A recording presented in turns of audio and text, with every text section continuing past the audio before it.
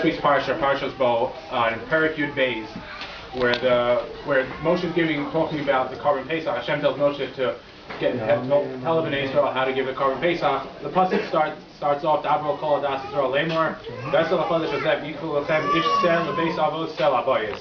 And then the next pasuk again, it talks about Bimyim Atabayis, if the house is small, Mios Biseh,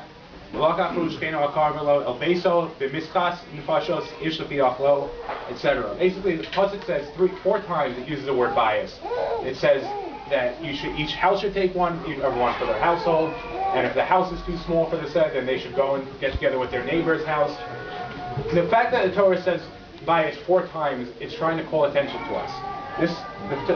By the Torah doing this is I forget the Hebrew word, but it basically translates to a keyword, where the Torah is trying to call your attention to a theme of either the section that the Torah is in, or the parak, or even an entire sefer. And the question is, what is the theme that's talking about with the bias over here?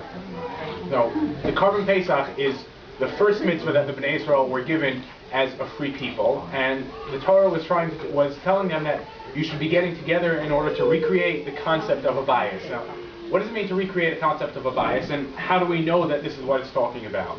So if you go back to the beginning of Sefer Shemot, the pasuk starts off, Ve'ela Shemot b'nei Yisrael haba Mitzrayma, Es Yaakov ishu ve'eso bo. Again, the word bias is referred over there, that Bnei Yisrael came down, the sons of Yaakov came down, they each came down as a family, and then it goes on to list all their names. And then after it talks about the names in the household, then it goes on in extreme detail talking about all the slavery that the Bnei Israel were put into and all the hardship that happened to them. And if you look at the beginning of the next parak, of Perek Beis,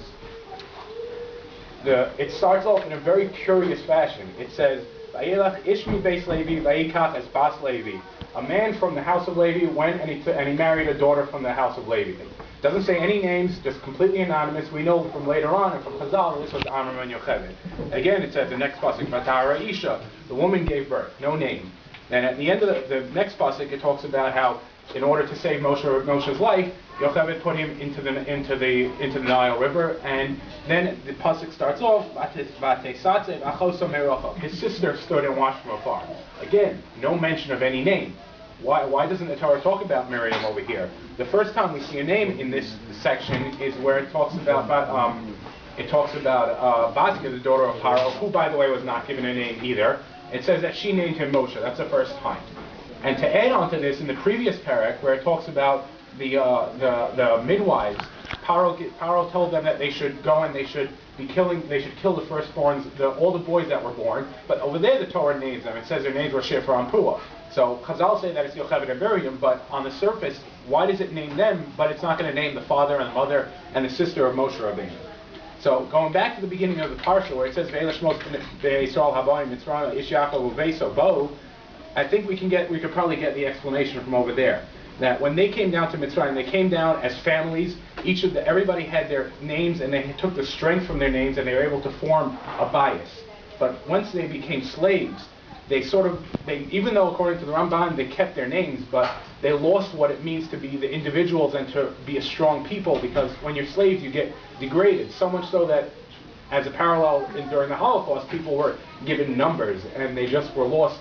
Everything was taken away from them. The only people that were mentioned, so that's why it says that a man from the house of Levi took a daughter from that house of Levi, because they were slaves and they didn't feel like they had any names or any importance to them. While in the previous parak, where it talks about Shifra and Puah, while they may have been slaves, they still were able to stand up and to disobey the direct order of Paro, and to say that and to believe in Hashem, and do what they felt was right. And in fact, the reward for that says that Hashem said, "Vayas lahem batim." Again, the word bias is used over there. So going back to the Korban Pesach, this was the first time where Bnei Israel were actually free, and they were able to recreate the concept of family and to really take strength from their names again. And so since this was the first mitzvah that they were given as a concept of chinuch, and to continue the legacy of Bnei Israel, they had to take their names and really recreate a family again. So Aliza's name, her full name is Aliza Yafa Shema.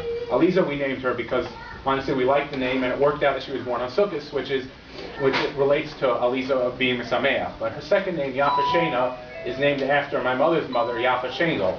And she went through the Holocaust, and my mother's father, they both had families and children before.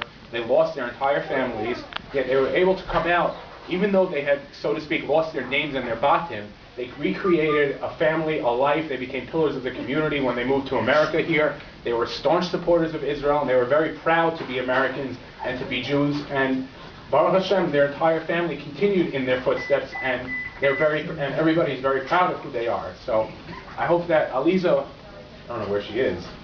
Aliza, I give you a bracha that you should continue in the footsteps of your great-grandmother, and you should live up to her name, and you should be a complete source of nachas and be a leader for all of Bnei Israel.